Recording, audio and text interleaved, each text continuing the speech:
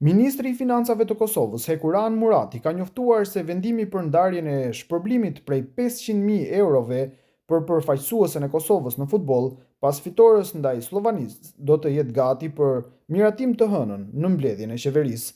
Murati e bëri njoftimin përmes një postimi në Facebook, duke theksuar se ky vendim merret me kërkesë të kryeministrit Albin Kurti.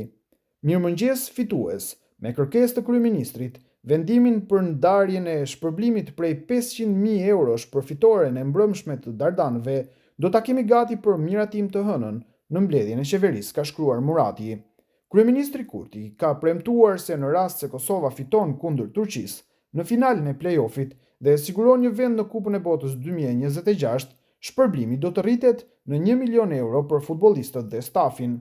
Fitoria historike ndaj Slovakisë me rezultatin 4-3 në gjysmëfinale konsiderohet një hap i rëndësishëm drejt objektivave historik të kombëtares së Kosovës në arenën ndërkombëtare.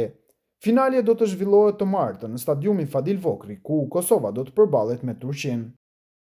Pas triumfit ndaj Rumanisë, presidenti turk Recep Tayyip Erdogan bisedoi me ministrin e rinisë dhe sportit Osman Ashkin Bak, presidentin e Federatës Turke të Futbollit Ibrahim Ethem Haçis Osmanoglu, trajnerin e ekipit kombëtar Vincenzo Montella dhe lojtarët e kombëtares.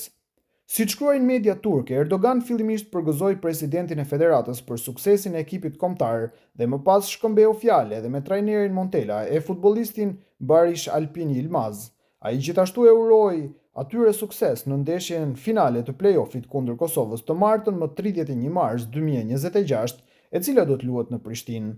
Turqia u kualifikua në finale të play-offit për Kupën e Botës pas fitores 1-0 ndaj Rumanisë në Stamboll të njëjtën.